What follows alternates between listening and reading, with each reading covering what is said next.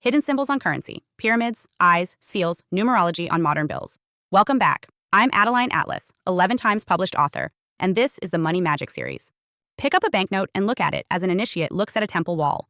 The longer you stare, the more you realize. You are not holding paper, you are holding a page of ritual.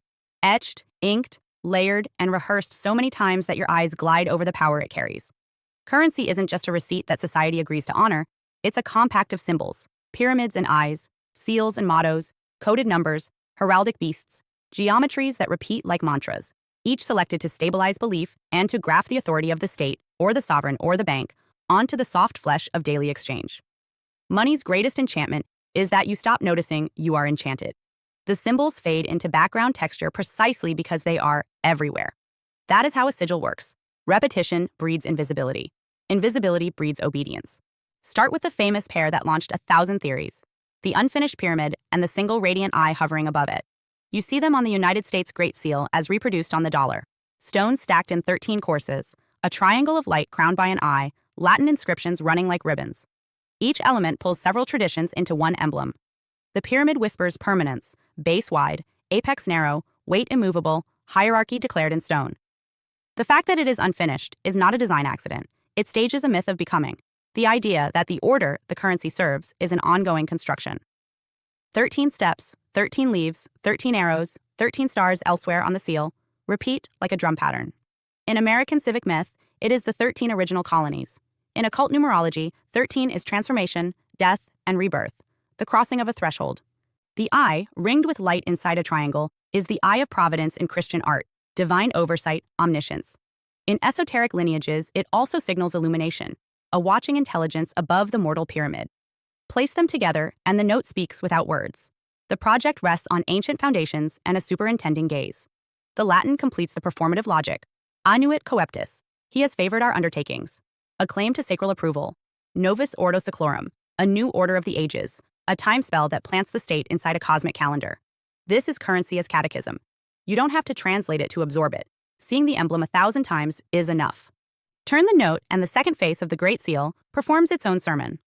An eagle clutches war and peace, arrows in one talon, olive branch in the other, while a constellation of 13 stars forms a hexagram-like rosette above its head. Heraldry is compact language. Animals, plants, and weapons stand in for powers and virtues. The eagle's beak holds the banner E pluribus unum. Out of many, one. A motto that isn't just political, it's monetary. Out of many promissory notes, one belief. Out of many individual exchanges, one circulating spell. The whole composition is a shield you handle with every purchase, a portable coat of arms that marks the transaction as lawful, proper, watched. This strategy, anchor money in myth and state, repeats across cultures in idioms shaped by history. The British pound has long carried the effigy of the sovereign, Elizabeth II, for 7 decades, now Charles III. It's not decorative, it is the embodiment of legal tender. By the Queen's head was once shorthand for the money's validity because coinage rights were royal rights. To mint face and motto into metal is to make sovereignty jingle in your palm. The Bank of England's notes crown the portrait with a coat of arms and scatter micro-printed oaths. I promise to pay the bearer. Words as binding as seals. Canada's maple leaf appears as ink, as metallic hologram, and as microscopic latticework. One plant becomes a multiform sigil that links money to land. The euro chose bridges, arches, and windows rather than national heroes, a careful spell of unity through passage. Connect, cross, look through. Even their anonymity is meaningful. No single nation is privileged. The currency's authority comes from a superstate architecture. Move east and the palette shifts, but the logic holds. Chinese renminbi place Mao Zedong's portrait, where a Western monarchy places a sovereign, a political ancestor fronting each transaction. The patterns surrounding him are not random flourishes, but motifs drawn from textiles and architecture. Longevity knots, meanders, protective meanders that read as visual prayers. 8, the prosperity number whose pronunciation, BA, echoes FA, wealth, surfaces in issue dates, serials coveted by collectors, and design decisions in bank branches and ATMs. The culture's numeric grammar bleeds into currency behavior. Indian banknotes bind ancient statehood to modern state power by pairing the Ashoka lion capital, 4 lions back-to-back, wheels of law below, with the contemporary R's symbol, a ligature of the Devanagari Ra and the Roman R, double-barred like a miniature currency trident. One glyph yokes Sanskrit heritage to global finance. Under ultraviolet, both renminbi and rupees reveal flowers, digits, and threads invisible in daylight. Initiatory layers that only appear when the right frequency bathes them. A literal occultation. hidden until the rite, the UV lamp, is performed. Islamic money often avoids human portraiture in adherence to aniconic traditions. The result is some of the most overtly sacred geometry in currency: star polygons, Kufic inscriptions, mihrab-like frames, rosettes derived from mosque ceilings. Quranic calligraphy might not appear on every note, but the grammar of the sacred still guides the eye, turning the bill into a portable fragment of architecture. Where a European note says order with arches and coats of arms, an Islamic note says it with tessellations and script, pattern as law. Africa's currencies demonstrate another layer: textile and totem. Ghanaian CD notes weave adinkra motifs, symbols with proverbs attached, into borders and watermarks. Nigeria pairs national leaders with the Naira's harp and woven guilloches that echo Aso-Oke cloth. South Africa's Rand features the Big Five animals, a totemic pantheon in its own right, while the new Reverse series overlays Mandela's visage with microtext biographical fragments. The message is consistent. Money is bonded to land, lineage, and story. You spend not only numbers, you spend identity.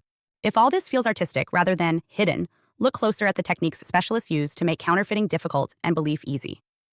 Guilloche, those hypnotic rosettes and interlaced curves, originated on rose engines and straight-line machines, 19th century lathes whose patterned cuts became the grammar of secure ornament. To the layperson, it reads as Victorian decoration. To the unconscious, it reads as precision, impossibility, too complex to fake. Spend enough time with notes and your nervous system takes the hint. Real money looks like impossible geometry. Microprinting performs a similar trick. Lines that are actually letters that are actually oaths and country names, too tiny to read without magnification, woven into borders and portraits. Anti-scan constellations like the Eurian pattern, 5 small circles in a recurring arrangement sprinkled across many currencies, whisper to photocopiers, "Do not reproduce me." The machine recognizes the constellation and refuses the ritual.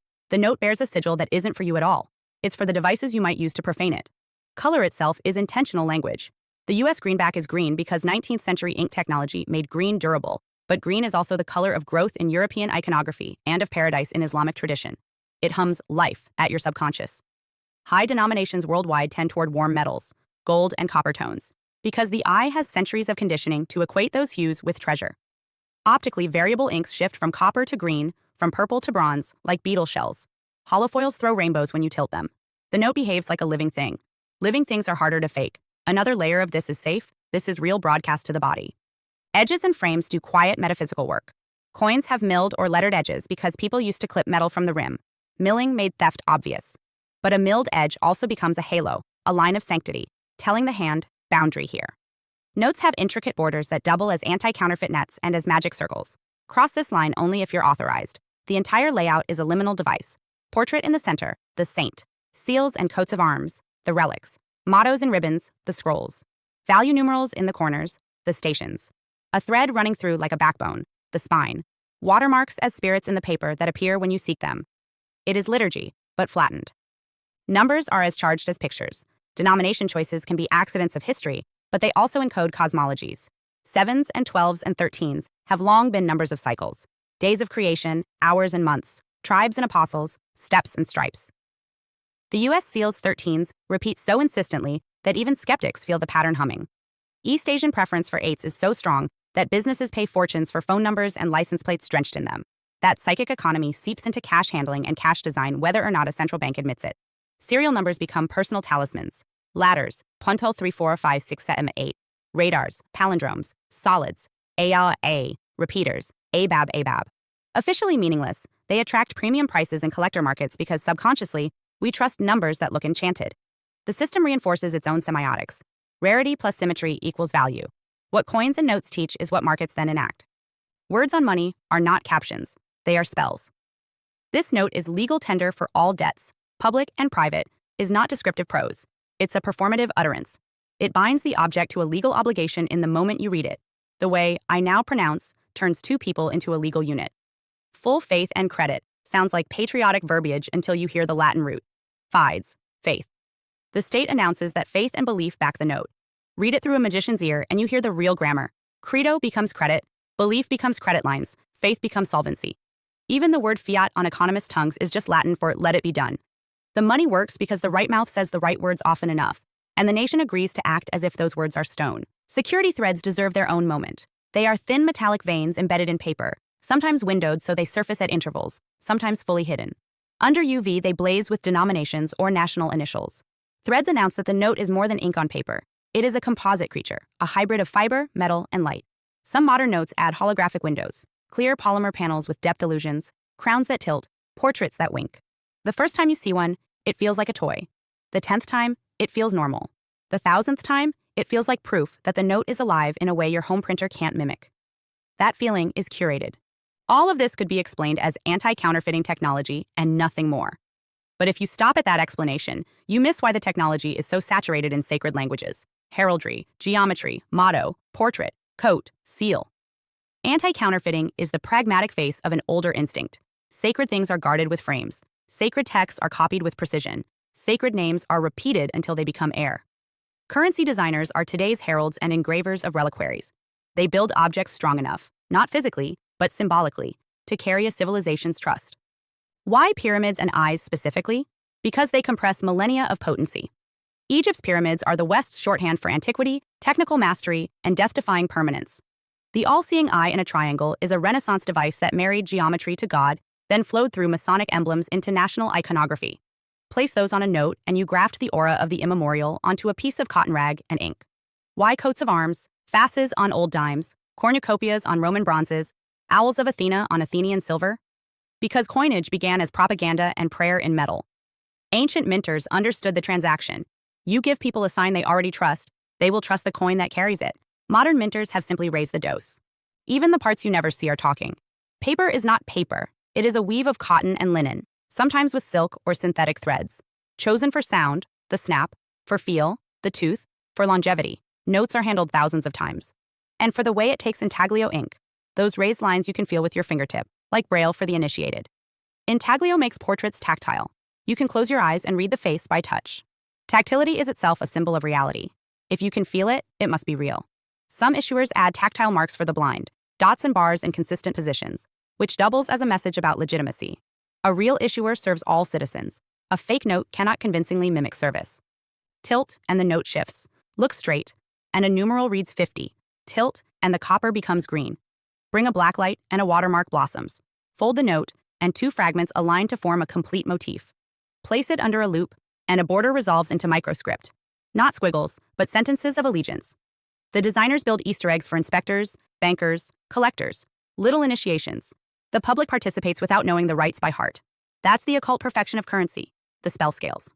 The cumulative effect is a choreography of assent. You and the shopkeeper don't pause to parse Latin, to count rays behind the eye, to discern whether the microtext says the United States of America, or Banque du Canada, or Europa. You both feel that what's in hand is the right weight, the right bite of ink, the right conversation of light and line. Transaction complete. The symbols did their work invisibly, like a well-cast circle you walk through without tripping. It is tempting to say all this is merely symbolic dressing on top of the real thing, numbers in ledgers. But ledgers themselves are glyphs, contracts are spell scripts, and the digits in an account have no force without a surrounding theater to make them believable. The more virtual money becomes, the more aggressively states fortify the physical emblems, because those emblems are the anchor in the collective psyche. Crypto learned this quickly.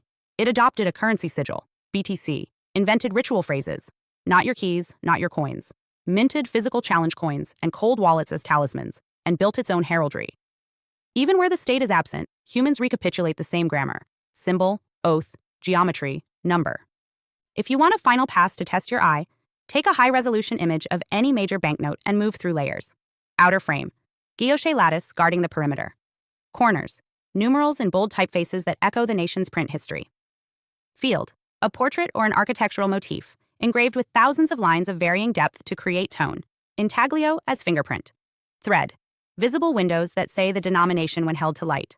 Watermark, a ghost portrait that appears from the paper itself. Microtext, mottos reduced to hairlines along a cuff or collar. UV, bursts of fluorescence in glyphs and digits. Latent images, shadows that flip when you tilt. Somewhere, a constellation of tiny circles that tells a copier to stop.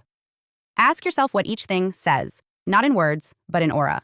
Stability, antiquity, science, watchfulness, unity, fertility, passage, peace with teeth. The money is telling stories about itself, so you don't have to think about whether to trust it. That is the secret of hidden symbols on currency. They are not really hidden. They are everywhere, layered and legible to anyone who slows down long enough to read. But modern life is speed, and ritual thrives in speed. Because when you move quickly, you let the symbols do your seeing for you. You feel the snap, catch the glint, glimpse the seal, and move on. The spell is renewed. If you love what you just watched, join the School of Soul Vault. Have full access to all the series. When you join the School of Soul Vault, you unlock the Chosen One series, the Soul series, the Truth series, the AI plus Future Technology series, the Magic plus Mystery series, and the Manifestation series. Unlimited access. One decision. Your evolution starts now. Click below to join.